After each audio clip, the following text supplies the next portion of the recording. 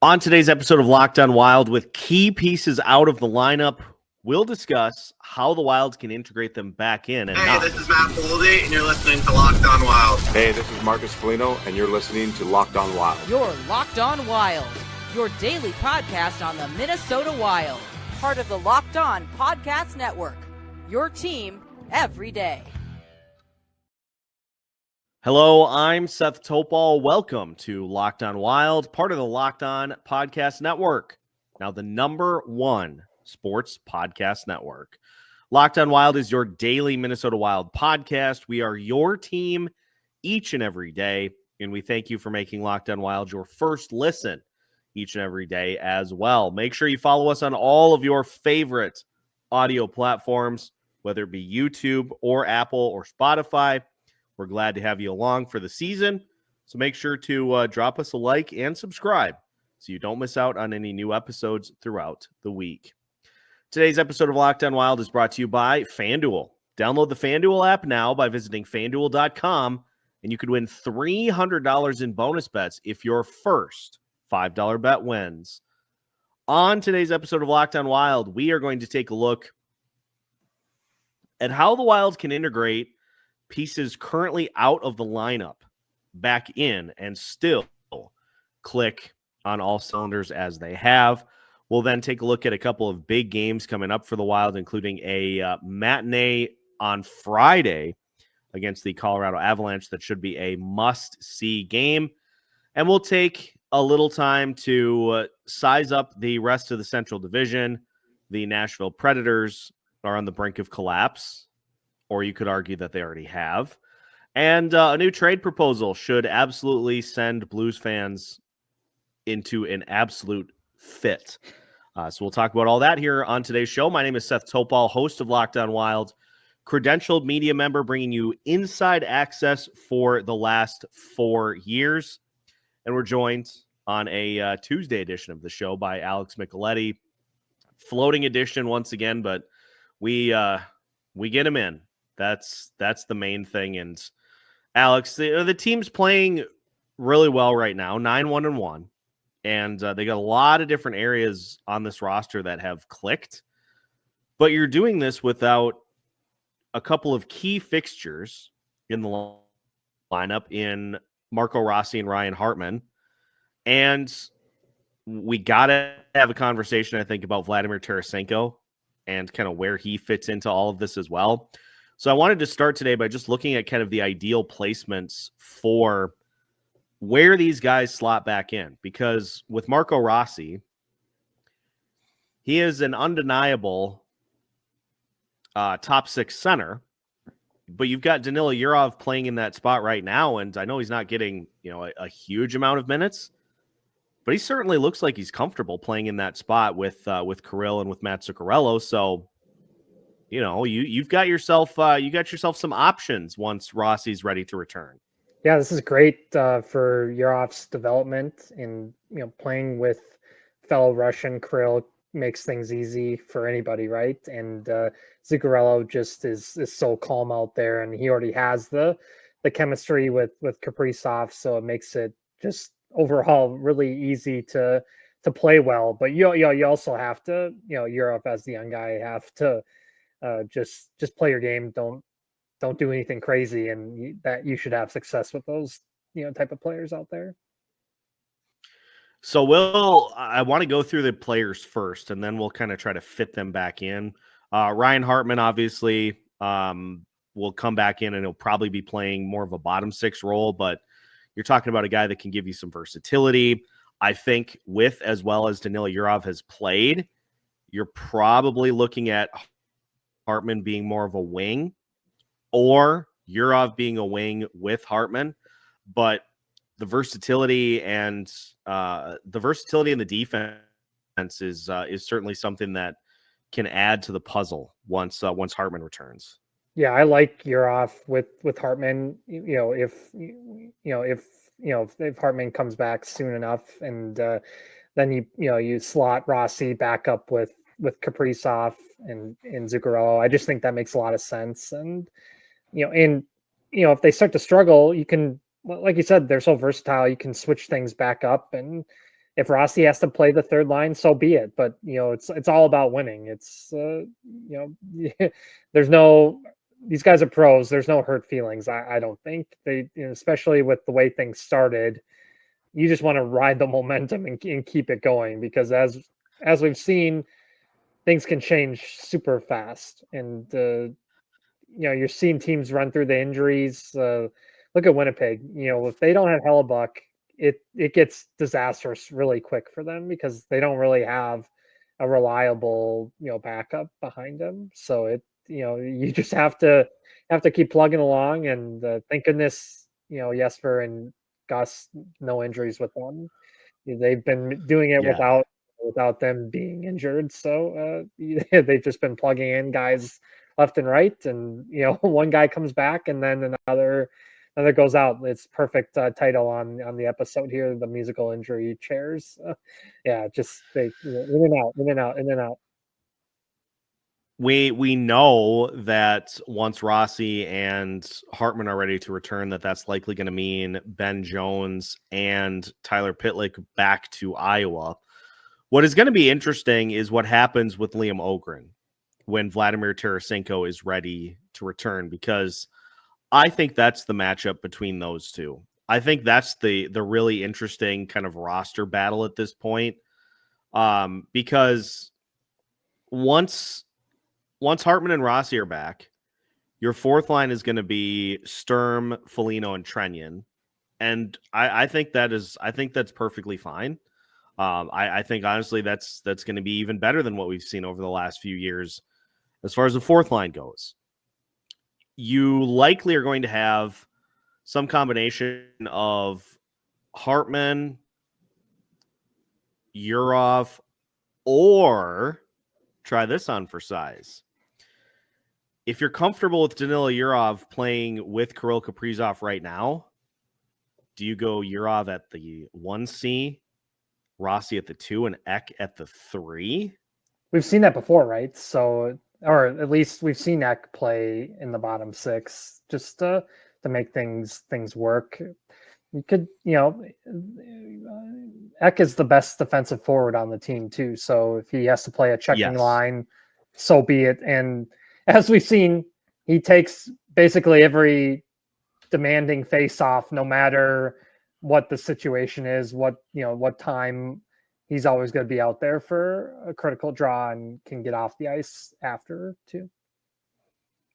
So that was that's like the numbers defensively for Ek this year have been great. Mm-hmm. The offense, is still kind of coming along, but they're winning defensive too. Numbers they're winning.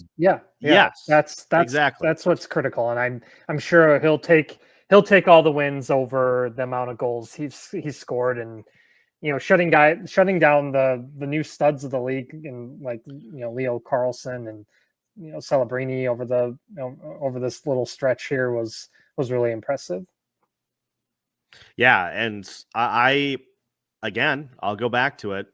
I truly am going to be fascinated to see what happens between Tarasenko and Öhgren. I think we know that it's probably going to be Tarasenko that wins that spot. Right.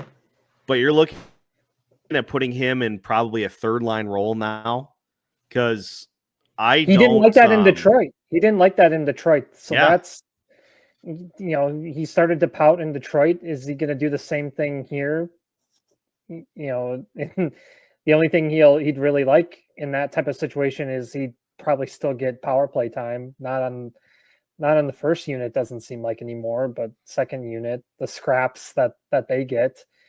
And this whole little stretch here of games too has been interesting, because we thought we would never see Öhgren again, but then he was kind of forced to come up and has played hard to try to stay in the lineup. Do you keep playing him to show off to other teams, all the scouting that's been going on? It's a predicament that Hines is in for sure, and with Guerin too. And I saw that Guerin's been seen at some games. I saw that he was in Montreal the other night. That could be double duty, for Canada. and Olympic, maybe looking at Cole Caulfield and stuff like that. But he's also out there trying to make trades. Yeah, he better make that team. They need the scoring. I know he had a quote out there that if you can't check, this isn't the type of tournament for you. So, but you have to have the skill out there. I'll take all the Clayton Kellers, the Cole Caulfields of the world. You need that skill too. We got to just stop letting team personnel in front of microphones. Right. It never goes well. We just got to stop. Christmas in July. We'll never forget that one. Oh boy. So what it does though, the positive spin on this is you have gotten back to having depth now. Is once these guys come back, and they're still, they're still a ways away. We're still in week to week mode, but at some point they'll come back. Classic. And right? you'll go back. Yeah, we don't know what that means. We don't know what any of the injury designations mean. It's like the opening to Whose Line Is It Anyway? Welcome to the Minnesota Wild, where the injury designations are made up and the points do matter. Spin the wheel again for when they think they would actually come back. But it'll give them some depth, and I think you can make some compelling cases on any of those routes. So let's do this. When particular players come back into the lineup, comment below as to what you think the line combinations should be. We'll save the best responses, and we'll get to those later on here in the week. When we come back, we're going to take a look at the upcoming games for the Minnesota Wild. They have a big one coming up on Friday, but don't overlook Chicago, who is lurking. We'll talk about that as we continue today's episode of Locked on Wilds after this.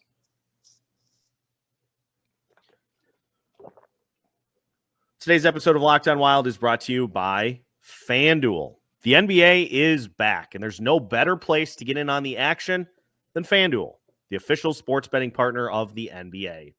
Even if you missed the start of the game or want to ride the hot hand, FanDuel has live bets on everything from who will score next to fourth quarter comebacks. Plus, you can even combine your live bets into a same-game parlay for a shot at a bigger payout. It helps keep every game exciting, especially when your team is making that late push. From a hockey perspective, I always like to lean with the anytime goal scorer. And since the Wild are playing Chicago tomorrow, Kirill Kaprizov loves to score himself some goals against Chicago. So go Kirill Kaprizov anytime goal for your $5 bet. And if that hits, you'll be much, much richer than that. Because right now, FanDuel is giving new customers $300 in bonus bets when your first $5 bet wins. So head to FanDuel.com to sign up and play your game with FanDuel, the official sports betting partner of the NBA. Welcome back to today's edition of Locked on Wild. Once again, we thank you for making Locked on Wild your first listen each and every day, and for making Locked on the number one sports podcast network. Alex, let's look at what's coming up for the Wild, because they have lurking next week. We'll talk more about this next week. They've got the West Coast Ringer on the way, as they'll be playing in order Edmonton, Calgary, Vancouver, Seattle in order next week. So before that, we get a little Central Division slice, as the Wild will be at Chicago tomorrow, 7:30 p.m. And then a 2:30 matinee Black Friday special against the Colorado Avalanche on Friday, followed by a game against the Buffalo Sabres on Saturday. Don't overlook Chicago. They are a plucky team this year. They've got Connor Bedard. It's not as easy as just banking the 2 points, much like we've seen with the San Jose Sharks.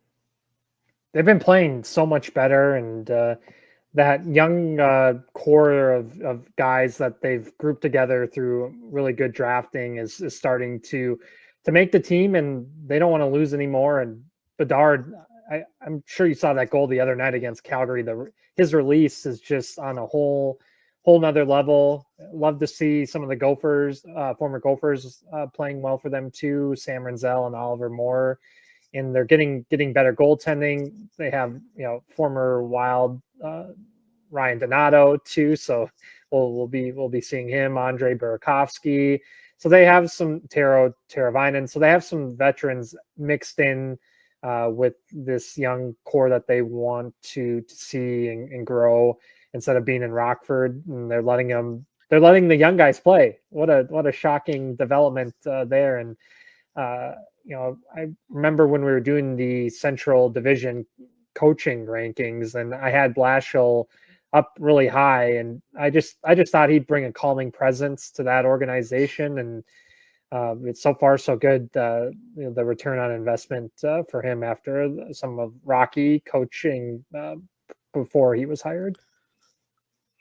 That Colorado game on Friday, is there a better group of 4 goaltenders in the NHL than what you're going to get between the two teams on Friday?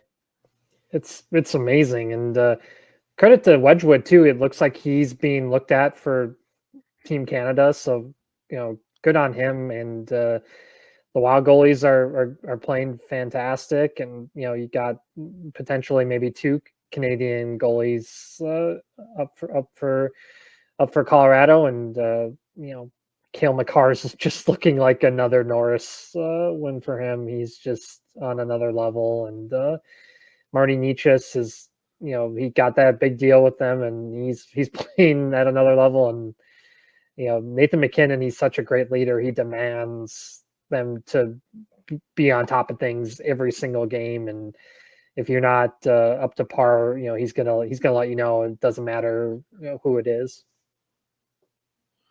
1, 2, 3, 4, 5, 6, 7, 8, 9, 10, 11 different players that already have double digits for points for the Avalanche. And how about Brent Burns? 11 points. He's got 2 goals through 22 games, but he's playing 20 minutes a night. As a 40-year-old. He's a +6 as a 40-year-old. He keeps himself in such great shape. If you don't stay in the shape that he is, you aren't going to have that type of production and last that long in the amount of minutes that he's putting in every night. And it's not easy, as we know, in the in that environment up in Denver. And so kudos to him, and he's bringing some great leadership and some minutes that they definitely need on that back end. And then we finish the week with a game against the Buffalo Sabres at home. Second night of a back-to-back. Buffalo is... I can't figure them out. They were really horrible. Weird. They were horrible to start the year. They've kind of started to put it back together, but they still have a long way to go. Tage. Thompson. Tage. Tuck. Yeah, it's the T's. But that'll be one where it's like you can't take it for granted. No. You have to kind of will some energy out of the reserves for that game, because it'll be second night of a back-to-back. Thankfully, it's a night game after an early afternoon game. Most likely, yes, sir. And they just you rely on your goaltending so much on those back end of the back-to-backs, because your forward and defensive group is tired, and so you just have to make the easy saves. And if you have to swallow a puck and get a face off, so be it. Limit the rebounds and kind of battle. And it seems like they try to just get the point, and then whatever happens in overtime happens. But it'll probably be one of those grind out games for sure. Yeah, that'll be a grimy one after what should be a fun Friday with a ton going on in the sports world. So make sure to tune in. It's going to be easier to find this game than it will be to find the Black Friday Netflix game. It's on Netflix, isn't it?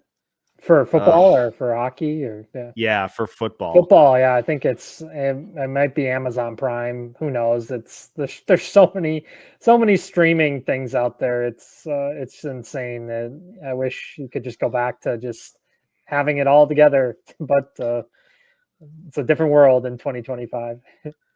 I would rather have Jordan Binnington than multiple streaming platforms to watch different games. And evidently, Jordan Binnington can be had because the St. Louis Blues are open for business. And we got to talk about maybe the most hilarious trade proposal that I have ever seen that will put Blues fans in the blender. We'll talk about that in full detail as we continue today's episode of Locked on Wilds after this. Today's episode of Locked on Wild is brought to you by Game Time. Hockey season is in full swing, and nothing beats being in the arena for those opening games. But let's be real. Getting tickets can be a total headache. Between waiting in queues, surprise fees, and prices that jump right before checkout, it's easy to get frustrated when all you want to do is cheer on your team. That's where Game Time comes in, the app that gives fans the advantage. It's your ultimate life hack for scoring amazing NHL tickets fast, easy, and stress-free. My favorite Game Time feature is the panoramic seat views that show you exactly what you'll see from your seat before you even click buy. This has burned me in the past. I have picked up seats without really knowing where I was at, going to a venue that I had never been to before. And you get to the venue and you're like, oh, these are terrible seats. These aren't going to work. So Game Time takes all of that stress away by showing you exactly what you'll see and what you might miss. So take the guesswork out of buying NHL tickets with Game Time. Download the Game Time app, create an account, and use code LOCKEDONNHL for $20 off your first purchase. Terms apply. That's code LOCKEDONNHL for $20 off. Swipe, tap, ticket, go. Final segment of today's edition of Locked on Wild. Once again, we thank you for making Locked on Wild your first listen each and every day. Make sure to hit that like button if you're watching on YouTube. YouTube numbers continue to rise through the roof. So make sure to tell your friends. If you have friends that are Wild fans, looking for a daily podcast covering the team, I know one that might be of interest to them. So just make sure to hit subscribe. Just search Locked on Wild, and you'll find all of our platforms that you can view the show on. Alex, we have to talk about this. The St. Louis Blues have kind of started to put the word out there that they're open for business. And NHL Rumor Report, which I follow on X, said the following. The strongest speculation ties Jordan Binnington to Edmonton. The Oilers are also seeing if they can get a defenseman out of St. Louis at the same time. The potential deal would most likely be built around Stuart Skinner going back to St. Louis. That was from Sportsnet. Nick, is it Kyprios? Kyprios, yeah. Kyprios? Yeah. That would be the cruelest twist of fate of all. Blues fans have already been just Binnington is such a roller coaster. Could you imagine Skinner? It would be even worse. Those poor Blues fans. Look at how Skinner's been playing for Edmonton. You have to hope that your offense can put up 5 or 6 goals, or else you're doomed because Skinner puts you in the hole so quick. It's crazy. Skinner started against Dallas in tonight's game. The only game. He did not make it out of the second period. He gave up 4 goals on 8 shots. And let's just take a tally here. Number of times that Skinner has not finished a game. 1, 2. Well, it's 2. but gave up. He was absolutely shellacked in a 9-1 win for Colorado over Edmonton. He started that game. And the loss to Dallas. He is sitting at a 3.39 goals against average this month with an 876 save percentage. Horrendous. Ugh. That is not NHL quality. That's AHL. But it's funny that St. Louis finds himself in this predicament of like, our formula is not working. No. We got to do something to kind of change it up. They find themselves obviously in a little better spot, but kind of the same sort of thing that Nashville's dealing with right now is another team that just, they assembled the Avengers of NHL free agents, and it has gone horribly wrong over the course of the last 2 seasons. And this year, there were a couple of players that were interviewed earlier in the year, and they're like, yeah, it feels like the vibe is better on this team. And I'm like, well, you guys are worse off in the standings than you were last year. Yeah, it's the vibes are like, I don't know. They just these guys got big deals and then have stopped scoring completely, and then defensively they're horrible too. So it's you're really trapped because look, they were a team that has been a playoff team, but now these young teams want to take their spots. So team like that, if Winnipeg doesn't have a healthy Hellebuck, watch out, because that's another spot that these young teams want to scoot in and get a wild card spot. Or, if they're in the Pacific, they want to take one of those Pacific spots too. And look at Utah. I mean, Logan Cooley had 4 goals last night against Vegas. They just dominated Vegas. And so these teams are not afraid of the teams that have always been at the top. They've been getting great goaltending, and then these young guys are so skilled in their scoring. So watch out, the rest of the Central and West. And as far as trades go for the Minnesota Wilds, this was kind of the thing I wanted to spotlight here. So we at this point in the season, we're entering the latter stages of November. You have had the St. Louis Blues say we're open for business. You've had the Vancouver Canucks say that they are open for business. I would imagine within the next week or 2, Nashville will be in a similar story. The Toronto Maple Leafs, I don't know if anybody has checked on them lately, but they are in last place in the Eastern Conference. Obviously, not having Austin Matthews really hurts you, but this is what we were waiting to see, is who fell out and said, all right, we're not going to be able to do it this year. So we got to sell off some assets. And so now that we're kind of at this point at the end of November, if there's a move to be made by Bill Guerin, this is probably the time where he starts to really pick up some steam on that. No doubt about it. And now that those teams are kind of falling out too, they want to be in the Gavin McKenna race. So you're really going to see some teams say, all right, you can have our veterans. But, for example, I saw today that the asking price for Ryan O'Reilly might be a first and another high prospect. I was like, oh my goodness. So the prices might be it might be really high if you really want to get somebody.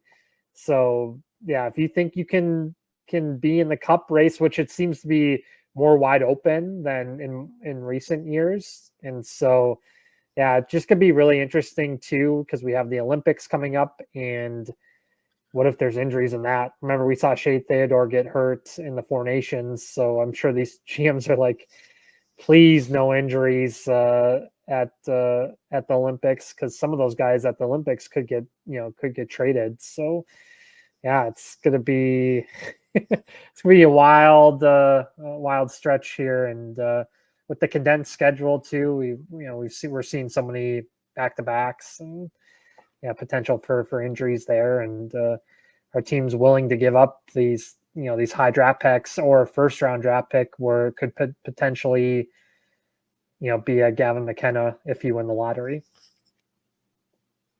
Yeah, it will be very interesting to see how it plays out. I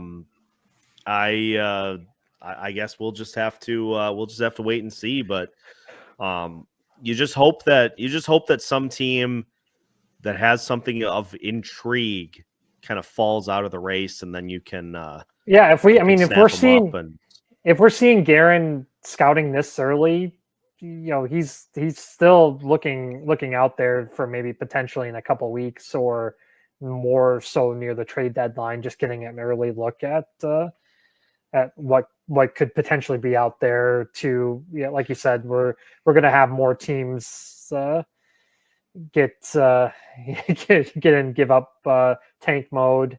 You hate to see it, but they are going to do that. It's crazy that Vancouver's really out there saying that already, and the potential of Quinn Hughes getting moved would be like earth shaking, and we'll see if that happens. Could you imagine Quinn Hughes, Brock Faber, and Zeev Buium on the same roster? That would, there was communication between Vancouver and the Wild for Rossi, but Guerin took a look at the Vancouver roster and he wasn't really impressed for what he could get back for Rossi. And sometimes the best move is not making a move, right? So we'll see. That's very true. To be determined indeed. Well, that will do it for today's episode here on Locked On Wild. Once again, if you have not already, make sure to like and subscribe so you don't miss out on any new episodes throughout the week. We've got new episodes for you every Monday through Friday right here on Locked On Wild, part of the Locked On Podcast Network. We are your team every day.